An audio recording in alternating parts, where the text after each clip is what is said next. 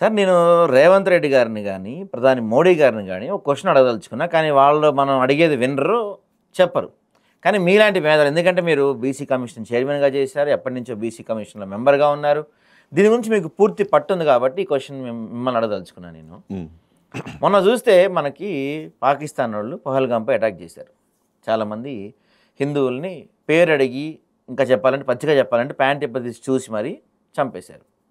కానీ ఇక్కడ ఇంకో పక్కన చూస్తే రేవంత్ రెడ్డి కావచ్చు, లేకపోతే ఇప్పుడు కొత్తగా అంతకుముందు అసలు మా కులగణన అంటే ఇంట్రెస్ట్ లేదు అని సుప్రీంకోర్టులో అఫిడవిట్ వేసిన బీజేపీ ఇప్పుడు కొత్తగా కులగణన చేస్తామని ఎత్తుకున్నారు. సో నా పాయింట్ ఆఫ్ వ్యూ ఏంటంటే ఈ కులాల కుంపట్లు ఎందుకు మనకి? చక్కగా ఇప్పుడు చాలా స్కూల్స్లో అంటే హైదరాబాద్ లాంటి కొంచెం డెవలప్ అయిన ప్రాంతాల్లో, ఢిల్లీ ముంబై లాంటి డెవలప్ అవుతున్న ప్రాంతాల్లో ఇప్పుడిప్పుడే స్కూల్ పిల్లలకి వాళ్ళ క్యాస్ట్లు ఏంటో తెలియదు. చెప్పాలంటే ఓన్లీ క్యాస్ట్ బేసిస్ పాలిటిక్స్ కొంచెం తగ్గినాయి పిల్లల్లో కూడా. ఒకప్పుడు మన పాత రోజుల్లో చూసుకుంటే కులం ఆధారంగా మనందరం చాలా చాలా సందర్భాల్లో కొట్టుకున్నారు, ఓచుకోతలు లాంటివి చాలా జరిగినాయి.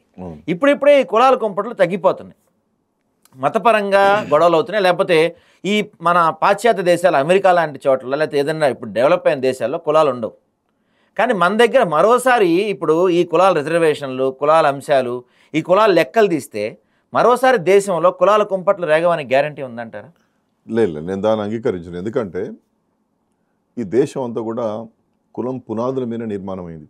మీ కులం ఉన్నది, నా కులం ఉన్నది, అందరి కులాలు ఉన్నాయి. మనం ఎవరెన్ని మాట్లాడినా కులాల ప్రకారమే బ్రతుకుతాం. ఆ కుల వ్యవస్థ రూపాల్సిన అవసరం లేదంటారా? మాపాలి, రూపం మాపడానికే కులగణన కావాలి.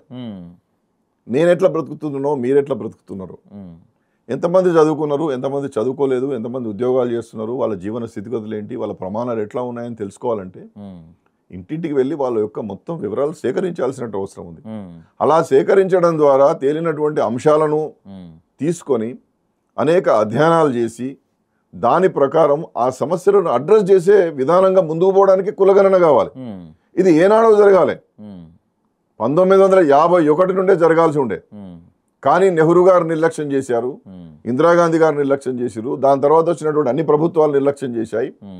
మన్మోహన్ సింగ్ గారి ప్రభుత్వం కులగణన పేరిట సర్వే చేసి డిపార్ట్మెంట్స్ మధ్య సఖ్యత లేకుండా ఇష్టానుసారంగా 5,000 కోట్లు ఖర్చు పెట్టిందే తప్ప దీన్ని సవ్యంగా చేయలేకపోయారు.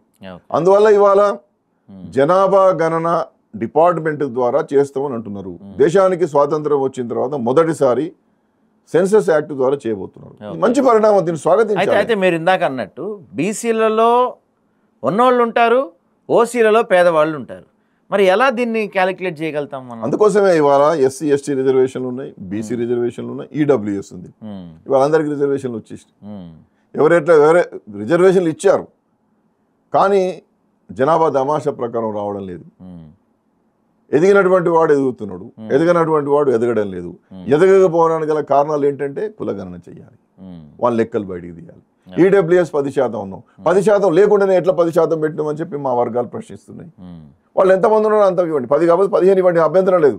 కానీ లేనటువంటి వాడికి 10 ఇచ్చి ఉన్నటువంటి వాడికి తక్కువ ఇవ్వడం అనేటువంటిది అసమానతకు దారితీస్తున్నది, వివక్షతకు దారితీస్తున్నది. కాబట్టి వాళ్ళ గొప్ప ప్రయోగము, గొప్ప పని ఏ రాజకీయ ఉద్దేశంతో చేసినా, రాహుల్ గాంధీ గారు చెప్పినట్టు బీహార్ కోసమే చేసినా, మేము మాత్రం మోడీ గారు ప్రభుత్వం అనౌన్స్ చేసినటువంటి కులగణను సంపూర్ణంగా స్వాగతిస్తున్నాం. నిబద్ధతగా చేయండి, నిజాయితీగా చేయండి.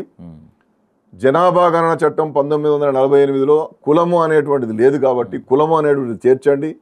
కులం పేరు మీద కులము, ఉపకులము, ఇంటి పేర్లు, గోత్రాలతో సహా ఇతర వివరాలన్నీ కూడా అడగడానికి సాధికారికంగా సెక్షన్ 8లో మార్పులు తీసుకురండి, సెక్షన్ 3లో మార్పు తీసుకురండి, సెక్షన్ 16లో మార్పులు తీసుకురండి. ఒక బలవర్ధకమైనటువంటి సెన్సస్ యాక్ట్ 1948ను తయారు చేసి దాని ఆధారంగా నిపుణుల ఆధ్వర్యంలో మెథడాలజీ తయారు చేయండి, ప్రశ్నావళి తయారు చేయండి. ప్రత్యేకమైన కమిషన్ నిఘా నేత్రంలో ఈ కార్యక్రమాన్ని నిర్వహించండి. ఒక ప్రత్యేకమైన ఓబీసీ మంత్రిత్వ శాఖను పెట్టి 24/7 ఈ కులగణనకు సంబంధించినటువంటి మానిటరింగ్ చేయడానికి మినిస్ట్రీని పెట్టండి. ఎవరికి రానటువంటి అవకాశం ఇవాళ చరిత్ర మోడీ గారికి ఇచ్చింది.